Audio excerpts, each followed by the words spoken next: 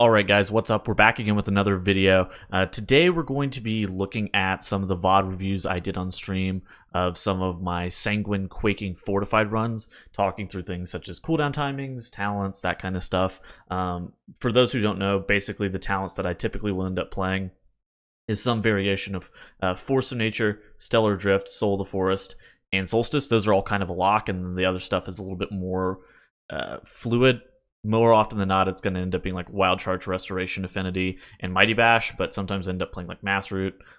I don't really think that there's like a bunch of use cases for the other stuff, but there may end up being. It really just kind of depends on that front. The legendary I've been playing is Balance of All Things. I do want to end up testing Pulsar at some point, but I just haven't gotten to it yet. But yeah, with all that said, let's just jump straight into the video. I hope you guys enjoy the content, and I hope you guys enjoyed the VOD review. All right, so yeah, basically what we're going to do is we're going to go through some of the dungeons that I did last week and talk through some of the decision-making with cooldowns, through some of the decision-making with talents and how everything is changing and what I think that are going to be some helpful tips for what people should be looking to do on these dungeons and be able to improve their own play. I'm also probably going to look at some of the things that I should be doing a little bit differently to improve my own play in these dungeons as well.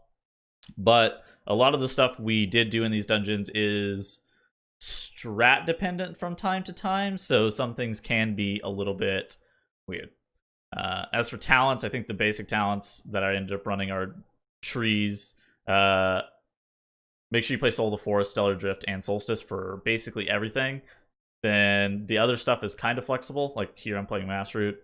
Mass Root's really good in Plaguefall for the first and the second bosses. But not really good in most other dungeons. Like I would typically recommend Bash, but Master's pretty good here. So yeah, you see us stealthing off at the beginning. And so we're going to do the first pull coming up with all the slimes right here. And I think the general reaction is to like cool down this pack. But whenever I'm playing for time, since we're using the Mage Combustion here, I don't think I necessarily want to cool down this pack, even though it takes me forever to get my damage ramped up. Instead, I'm just going to try to get a Starfall down and get into Lunar Eclipse to be able to do as much damage as I possibly can to this pack. But whenever you look, the Fire Mage is fucking popping Combustion. Like he's actually doing 73k, 74k DPS. So there's no real need for me to CD that guy, and then I can just go straight into the Plague Belcher and pop Celestial with Convoke here on this guy. I think that makes a lot more sense for me in terms of like cooldown timing. Question I couldn't find a straight answer for, and probably asked a lot, so apologies. But with Convoke being 2 minutes and Celestial being 3, should you delay Convoke for 1 minute for CA, or use it on CD in a raid setting? All right, that's a great question. So the answer is typically it depends on the kill timing. If you're going to get more uses out of the Convoke as a whole, then you should push it on CD, and it will match back up with the Celestial alignment around the 6 minute mark. So pressing it on CD is definitely going to be better benefit. If you're only going to get one more Convoke for the fight and also one more Celestial of the fight, you may as well hold them to match them up. But assuming that you're going to get more uses, you should always prioritize more uses over the more efficient uses. And we'll see that, I think, a decent amount in the dungeons where like I'll end up like mismatching the cooldowns a lot, where it's like I'll press Convoke without CA up, I'll press CA without Convoke up, kind of thing. And how long you hold it for is kind of dependent on the pulls themselves. So right now, we're making sure that we're CCing the Plague Borers to be able to use their debuff that they apply to all targets to be able to kill them quickly. You saw right there, we had the mobs grouped up, and then I dropped trees on top of everything to be able to mitigate like tank damage. Okay, so hold on, we'll show you. So right here, here's the Plague Borer, and so I have trees dropped on everything, so it's going to keep everything inside of this circle. So it's taunted all these mobs so that our tank can actually get out of melee range to make sure that he's not going to be hit by the bomb, while at the same time it's going to hit all of these targets. It's actually really important that you are utilizing these bombs effectively if you want to make sure that the timer is fairly lenient. So yeah, Plague Board blows up on all these guys. I make sure to knock the mobs outside of the Sanguine so that they don't heal. And now the Spinebreaker is just the priority target here. again, it's like I was saying, I could actually just do 0 damage in this section, and we're probably still going to time this key easily. But you may as well try to put at least some damage into the priority target of the Spinebreaker here. Is the balance of all things legendary BIS for balanced druids and Mythic Plus as well, or is Primordial Arcanic Pulsar one of the better ones for Mythic Plus? So that really depends. I need to test Primordial Arcanic Pulsar, but if you're not Night Fae, then I think Primordial Arcanic Pulsar is almost always BIS in dungeons. If you are Night Fae, then I think it's slightly dependent on. If you're not Night Fae, I think it's slightly, or if you are Night Fae, I think it's slightly dependent on dungeon level, and it is also dependent on like how you're playing the dungeons. So Pulsar is better AOE damage, but worse priority damage. And right now it seems like Moonkin's niche is like burst single target after you get a prideful buff kind of thing, with Convoke and being able to kill bosses. So there is some added value in playing Balance of All Things just because of that. So it really does depend. I think the answer is that you can't really go wrong with either of them. I think that I need to do more testing with Boat plus Pulsar. Or not Boat plus Pulsar. Night Fae plus Pulsar. But that's about it. Alright, so we like to use the Plague Borers over the Unstable Canister for the hard-hitting trash of like the Plague Rocks and the Spinebreaker. And the reason for that is because the Canister scales worse than the Plague Borers. Because the Plague Borers, I'm pretty sure, scale Fortify, their dot does. So now we're moving this Pestilent Slime into the first boss room, into Globgrog's room. So we're moving him, kicking him, making sure that he's going to be able to get in there. And the reason for that is because we want to use his buff on the first boss. And that is going to be a pretty large damage increase for us just as a whole, being able to utilize the haste buff that he grants on the pool. So this is something, we're going to stand in this haste puddle during the Pride. I don't know if I necessarily recommend this for most people, but we are going to do this where we are just all stacked inside of this inside of the haste puddle with the Pride active. So maybe doing this job is Maybe's job to keep us alive here, and he's going to have to do an insane amount of HPS to be able to allow us to just stand in the puddle. But at the same time, he's not going to have to blow insane healing CDs. Like, he may end up having to ascend and maybe just Link. He may not have to pop Ascendance here, but it does look like he ended up using it. But it's his job here to keep us alive. So basically, whenever you're fighting a Pride, especially once you start getting up to like a 21 level, or like, I would say that this even starts at like 18 or 19, you have to make sure that you're either committing offensive CDs or defensive CDs.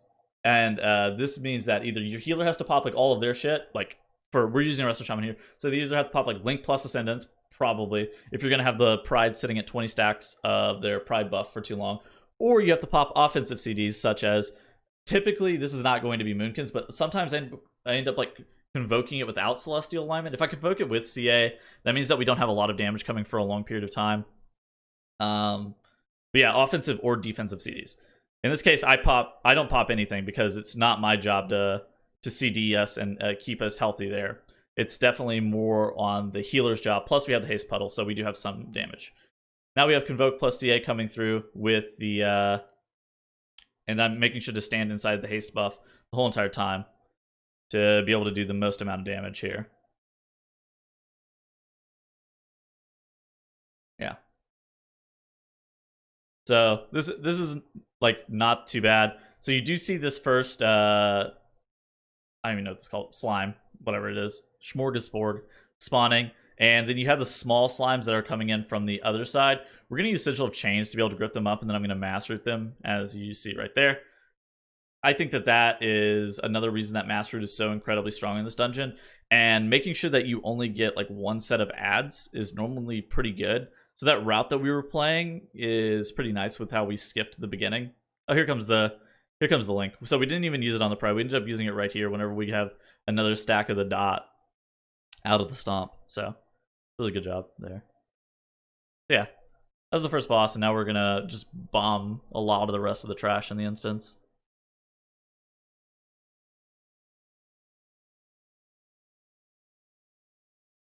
So here's just like mob control, which, I mean, this is like Moonkin's strength, right? It's just setting up for mobs control.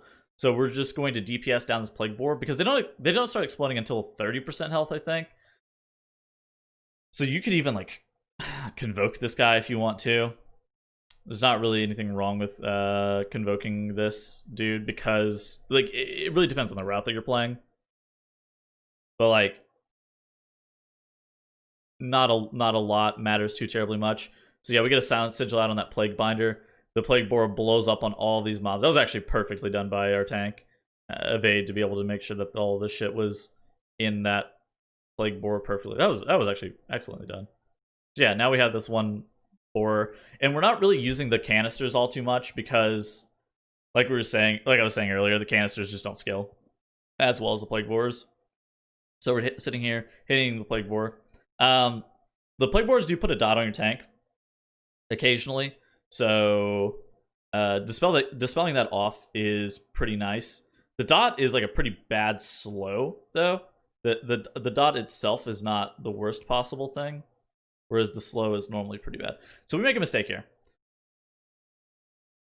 We are sitting here, and the congealed slime was supposed to be CC'd, but he got broken out, and so then I was trying to master it to recover. This congealed slime gives damage reduction to every mob in the pack, including to the damage that the bomb does. So the bomb dot. So like making sure that he's not inside of your plague boar bomb section is really important. We end up messing up, so we end up having to fucking focus down the congealed slime, right?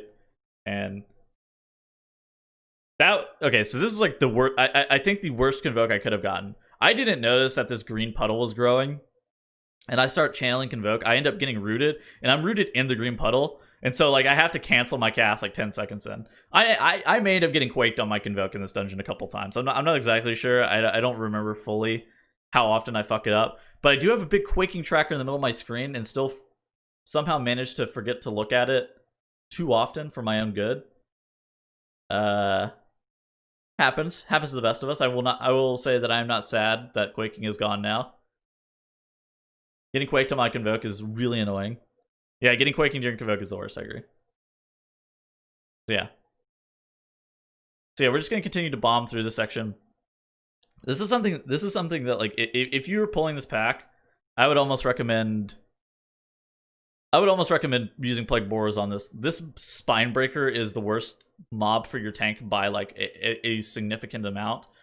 Him and the plague rocks are just awful, and it's because of this claw debuff that he puts on your tank. I don't know exactly what it is. I think it's like, is it reduced health? I think maybe reduced health or something like that. So using trees like I did right here to be able to taunt all of the mobs, be able to taunt all of the mobs for your tank is important. Am I gonna die here to this plague boar? No. So I shove all those mobs into that plague boar explosion, and so they all get hit. The spine breaker. Oh, okay. The spine breaker also got the dot on him. That's really good for us. And so yeah, everything just kind of dies there. And now, okay, so these slithering oozes come out. We soak them up pretty quickly. Moonkin, the slithering oozes do physical damage, and it's based on your armor. So balance can soak a decent amount of them because we do have increased armor. I would almost recommend going bear form to soak them. Don't be afraid to pop barkskin as well. If they get their metamorphosis cast off, you are in bad trouble because they just turn into slimes that don't give count. So they're not worth doing. And yeah, that's basically the premise of how that ends up going. So making sure that you soak those is important. Soak it in bear form is what I would recommend. So yeah, now we're just making our way through the dungeon. Again, damage really doesn't matter too much. We're just kind of bombing stuff. We're gonna fucking bomb the pride even. I don't know. We can kind of speed this up. So this pride is just gonna die, right? So then we have the next pack. Again, we're tagging. Our mage is tagging these plague boars off to the side and pulling them into all of these packs, and then we'll use trees and Ursul's Vortex or whatever else to make sure that the mobs are adequately CC'd and not just going to kill your tank before the bomb can kill them. Does the damage they do scale with Fortified whenever you step on the slimes? Yeah. The slimes do scale with Fortified from the Spine Breakers whenever they explode. So yeah. Making sure, I think that just like the general takeaway for how to do Plaguefall is making sure that you end up using the Plague Boars effectively, but not like overreaching what you're capable of is important. Because like if you're doing it in like a no voice pug, right? Say you're doing the Plague Boars in a no voice pug, I don't know if I would necessarily go and do the route that we were doing or like the way that we were taking this dungeon. Because while I think what we were doing is more optimal, I think that just like your expectations for what players are going to be capable of is a lot lower in a pug. So utilizing the plague boars is important. Making sure that you're going to be doing stuff like what you're going to see of us in a few seconds is not as important. So what we do with Blightweaver is we let the first 2 plague boars explode on the mini boss, and then we take the second set of plague boars into a double pull of trash in the Ickis area. And you see Fired Up and I are running off over here. I have an assigned kick. I don't know if I get it in this run or not. I know in one run I ended up fucking it up. Okay, so yeah, I'm putting this Plague Binder on focus kick, so I'm able to kick it really quickly to get it grouped up. And then Fired Up has the slime cast. We're making sure to try to get everything CC'd on top of the Plague Binders, and I do end up dropping trees immediately. I think that this trees is bad. Like, our tank is dying, but I think the trees is really not good, and it's because of how Sanguine ends up working out. I ended up knocking it all, so it ended up being okay. And we only had double Plague Binder left alive, so it ended up being fine. But I do in general think that trees is not good due to Sanguine. I think in most other weeks that is a pretty good trees to be able to set up to keep your tank alive. And I think that this pull that we just did is optimal. But it's like I was saying, make sure that you don't over pull your bounds. Basically, the way that we are playing that is, like, our mage will tag this pack. I think that we talked about it after the fact, and I think I'm going to tag this pack over here. And so we're going to try to cross them across the room like this, right? To try to get them grouped up about this area. That way our tank, who is coming from like the far side, is able to like leap in and keep them grouped on this center area. And we're not having to like frantically get everything grouped up like we did. Like I felt like it was a little bit... We were playing a little bit scared in terms of like how we were able to deal with all of that. So maybe trying a different way of pulling this is more appropriate. But I do think that is a strategy that, while it looks flashy, it's not necessary always to do. It is a big time save though if you're able to pull it off. So yeah, now we have the Spine Breaker. Again, another one of the dudes who spawns the slimes that you should soak in bear form. And I don't think I've really popped my CDs, or like, if I have used CDs in the past, I don't know, 5-6 minutes, then they haven't mattered too much. So let's skip ahead 30 seconds. Yeah, Spinebreaker and Plaguebinder dying. And now we have the Pride to deal with here. Again, this is a case of your healer is probably going to have to use all of their CDs here. You really don't want to be using offensive cooldowns on this guy. Maybe commit Combustion, because Combustion's like a minute 15 CD. So, like, if you're playing with a mage, they probably should use something. You are not going to be... Like, you as a Moonkin are not going to be the person who is cooldowning this Pride specifically, right? I'm going to die, which is fine. Like, it's whatever. Like, that Pride is scary because nobody wants to commit offensive CDs. So, like, I don't know. While me dying sucks, it's also fine. I do a good job of not getting quaked on my Convoke here, and now I am able to pop Celestial and Convoke together. I mean, with Pride, it does an insane amount of damage. Then we're able to phase the boss really, really quickly here. Alright, so here's the deal with the slimes on this fight. So you have the bomb, right? You have the Plague Bomb. And then where is this other slime? So you have the congealed slime. Let me take this out full screen. Sorry, on here. You have the congealed slime sitting right here. I make sure that I am not dotting this guy. Like, if I dot this guy, this is an absolutely major mistake. I'm going to Typhoon him out of the group, and then I'm going to immediately clone him away from the party to make sure that there are no dots on it, such as Ignite, such as like the Zwin dot, such as what else could be on it? My Moonfire, my Sunfire, or like the Demon Hunter Sigil Flame dot. We want to make sure that none of those are on that slime. So we make sure to knock it out. Then I clone it, and then after the clone, we assess, is there any dots on it? I don't have a tracker for other people's CDs or like dots like that. So I have to ask. And so once I've confirmed that there is nothing on it, then I press Mass Root on it. So then after that all occurs, then I start hitting the bomb. I could probably start hitting the bomb earlier, but I'm really focused on making sure that we are not gonna fuck up our CC on this slime, because this is the most important job, is to make sure that this is not fucked up. So interestingly enough, they have changed Entangling Root, and only Entangling Root specifically, not Mass Root, to Pandemic Refresh. So you're able to get like a 39-second recast on the root. So you see me rerouting it even into the Pandemic right there, and having 39 seconds on that root and leaving that guy far side. So next, I will knock the Congealed Slime out of melee immediately again, and we use Paralysis on this guy.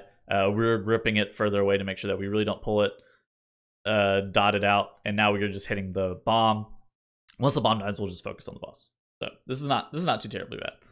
One of the interesting changes is like recently this reset even, they changed Convoke to where it will hit mobs that are rooted.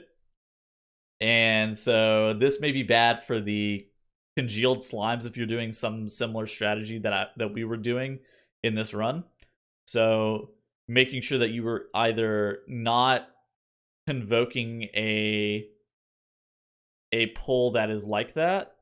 Oh, they reverted that change? Never mind, then they reverted that change, so you don't have to worry. I wonder why they reverted that change. It seems weird that they reverted it. I think it was a fine change, but at the same time, it would be annoying for this specifically. Does anybody know why they reverted it?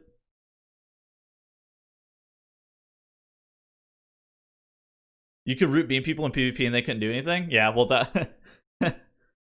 that was definitely funny. That was really funny that they oh, because it broke Sap and Para? Oh, fuck. Well, I don't want... That's awful. I don't want doing that. Alright, so now we're killing the Slime Tentacle. I think I probably should Convoke this in retrospect. I don't think holding it for this middle island pull is, like, that great. So I think Convoking this in retrospect is probably a better pull for me. Oh, well. So yeah, I have CA coming up in about 20 seconds. I have Convoke up now.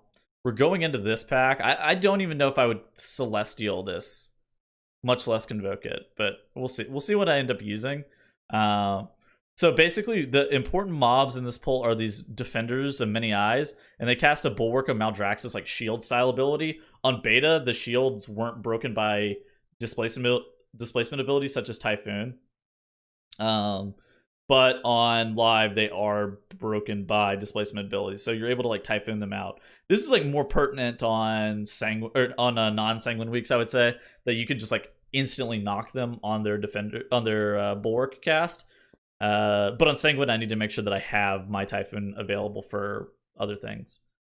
I did Convoke that pack. I didn't CA it though, which is fine. Like I think that Celestial is a pretty bad pack to, or Convoke is a pretty bad thing to use on AoE, but Celestial is definitely your more AoE damage focused ability or CD. So here I do end up electing to use CA just to kind of get it on CD. This is like a terrible Celestial alignment usage, but like I don't want to be holding it for too terribly much longer, right?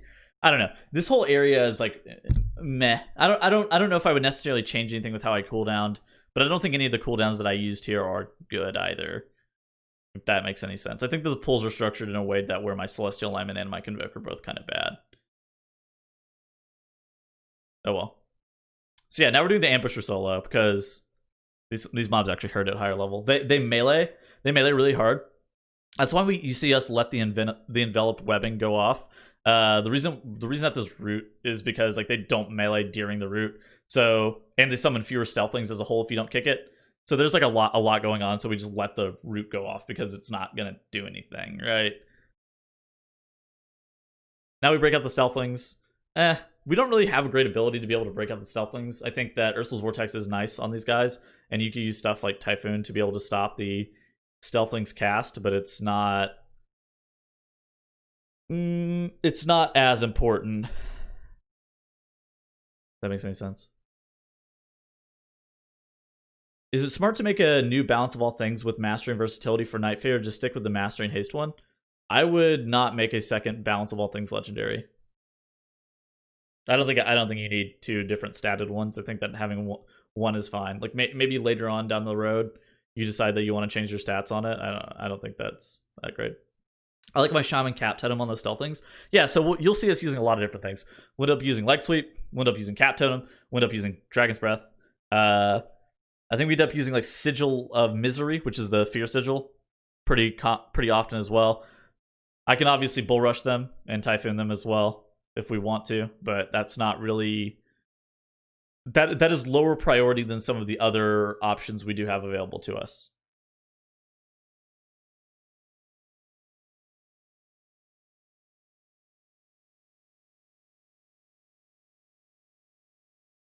However, if like one of the stealthlings is like not stealth like that one you saw was, so there's something I could do here that would be able to break them all out of stealth. So I can see this stealthling right here. If I'm able to quickly sunfire this guy, if I'm able to get this guy targeted quickly enough and sunfire him, I'm able to break the whole entire pack out of stealth. Not that it'll stop their ambush cast, but it will get them all out of stealth immediately for the rest of the group, which is nice. So yeah, we DB in a cap right there. And I'm laughing about some shit. I don't really know what's happening anymore. But we're talking about something I'm sure really, really stupid.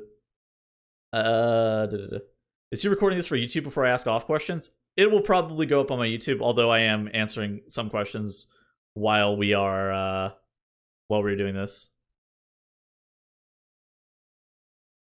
Yeah, making sure that we manage our sanguine well is the most important part here.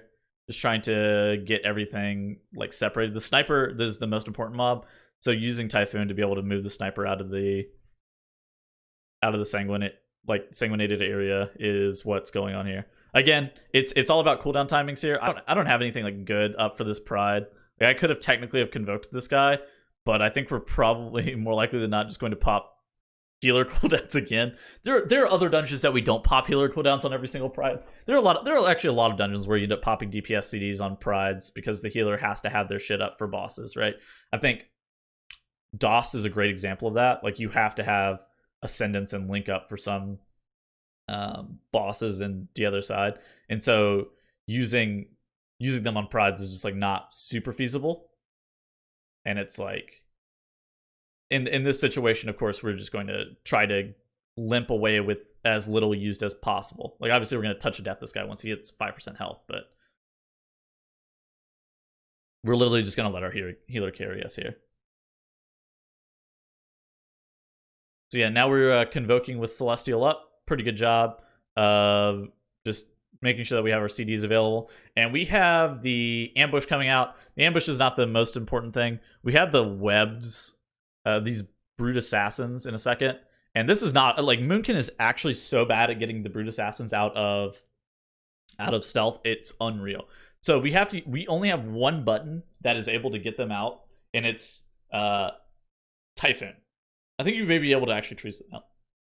Now that I'm really thinking about it. But it's Typhoon. It is like our only reliable way of getting them out. And so we have to rely on other specs, such as Vengeance Demon Hunter, Fire Mage with like shifting power, that kind of stuff, to be able to get these guys out of here. And so we just kind of AFK that this phase.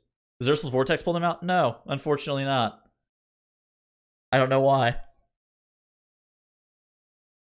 I need to bear that in the future. So looking at that in retrospect, like getting that thing on me, either I should Barkskin or bear that. Yeah, you can War Stomp or Bull Rush them as well, but nothing else really reliable. And I think next we're probably gonna use mirror images, if I had to guess. All right. Look at that. That was actually sick move. So for those who don't know, if you're running with a mage and after the ambushers spawn, your mage can press the mirror image ability and break literally every single one of them out of their web. I don't know why it works this way. I don't question the game. But he presses mirror image. Literally every assassin comes walking in, and we're able to just kind of cleave at this point. This is really good. This allows us to speed up the boss a lot because we're not like frantically running around the room either. I think this is like a pretty big time save.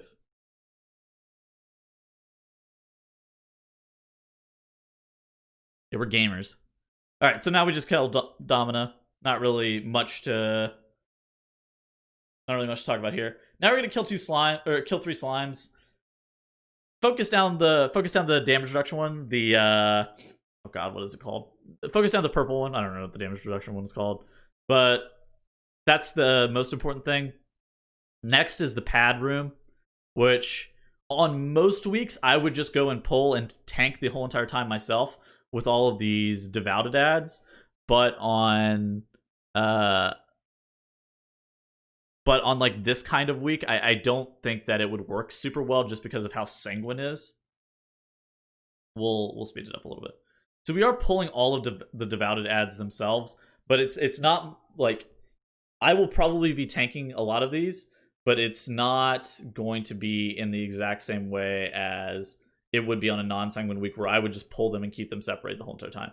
In this case, we had our mage trying to tag them in advance and like pull them together before we would come and engage them to make sure that they're all stacked up. That way we can use Ring of Peace or Typhoon or whatever to be able to hit them. And then like our mage would like use his combustion and try to execute as many of these Devoted ads as possible. Unfortunately, the mini boss ends up standing at Sanguine, and we aren't able to get him out. But like I feel like this pull was done about as well as we possibly could. The Devoted ads died a little bit quicker than I thought they were going to, so I was a little bit slow on pressing my Celestial alignment. But I mean, it's fine. I'm probably going to convoke this guy here in a second, which is fine because I Celestialed. So on the final boss, like you're going to have assigned CD sets. This is an important note. So on the final boss, you're going to have assigned CD sets. So it's going to be Monk CDs and Combustion on first set. It's going to be Celestial Alignment plus Convoke on the second set. I think Mage Combustion is probably going to be back up again. But it's going to be Celestial Alignment and Convoke on the second set. And then third set, or like third phase on Margrave is going to be Bloodlust. That's what we end up using in our runs. Like we're combusting plus Monk CDs here, where I'm literally doing fucking tank damage because I don't have anything. But this is just like how we're doing the assigned stuff to make sure we minimize the amount of Infectious Rain casts that we do get. I probably should have barked there. Like like clearly in retrospect, I should just bark skin there. I don't know what I would be saving it for. Bark skin is only a minute CD, so holding it is definitely wrong. These Devoted ads are actually really scary for Moonkins. I think a lot of people have a tendency to dot them immediately and have a Starfall rolling on these guys. I don't really like doing that on this fight because I normally end up with Threat, and I feel like I end up getting meleeed too terribly often just by them. So I make sure that I don't tag them more often than not during the intermission. During the phase, it doesn't really matter too much. I'm not going to get hit by them during the phase. But during the intermission, it's pretty scary. So Typhoon them away. You can mass root them as well. Those things are all pretty good. So yeah, now we committed the Celestial Alignment Convoke plus Combustion for this set on Margrave to be able to phase it before the second Infectious Rain. That's the important one to miss. Unfortunately, we have two spawns up at once, which looked pretty scary, but we knew that we were pushing the boss quickly. And now we're just sitting here. I could be hitting the spawn, but this tentacle set that we are getting is actually so fucking obnoxious. This 3/3 stuff is just really, really bad, and I feel like I get hit more often than not on this set more than any other set. So I'm sitting there like in cat form, making sure that there's no way that I'm going to die, because I know that the only way we deplete this key is by deaths to tentacles here. And so I make sure to Stamp Roar us, get everything set up properly, and then we are good to go. And now Margrave is at 30% health. Like we're lusting here. I don't have CDs, but it doesn't really matter too terribly much. We're like almost all the way through the end of the fight, and just making sure that we end up hitting the boss. Don't die to the Devoted ads. Like this is a great time to have trees available if you want to make sure that nobody's going to get meleeed by the Devoted ads. Using Mass Root on a mob is also kind of cool there to make sure that we're also going to be okay. But like at the end of it all, it doesn't matter too terribly much as long as the boss is going to die quickly. Like we only end up getting one set of those ads at the end anyways. But yeah, like I was saying, I don't think damage matters too terribly much in Plaguefall as long as you are able to play it like with the bombs. Dealing with those consistently is the most important thing, and it allows you to save a lot and pull a lot of timer off of your. Like we were 6 minutes and 23 seconds under. I'm pretty sure that we could have two chested this if it wasn't Sanguine, right? We had some really bad Sanguine healing, like on the last mini boss. That guy actually baked in Sanguine. I think we lost probably like 20 or 30 seconds on that guy. I think that there's a possibility that we 2-chest this even on a 21, which is kind of silly if you really think about it. But it requires you playing almost perfectly with the bombs, especially on our gear levels. But yeah. Anybody have questions? Are there any questions that you guys have about that run?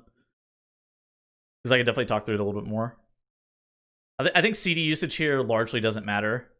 Making sure that you have CDs for like the... There's no trash pull in here that I would say that having CDs for is important. I think making sure that you have cooldowns for the bombs is probably the most important thing here. Not the bombs, the bosses. Every single boss that you probably want CDs for. I don't think there's any like trash packs that I'm like, damn, I really wish I had CDs for that guy. What was the overall damage for the run? I think it did like 5.5k or something. Something really low. Something really low. Okay, so the fire mage is at 6.4. The Windwalker was at 5.8, and I was at 5.4. Again, it's literally because we were all just fucking AFK, not pressing our CDs during the bomb phase.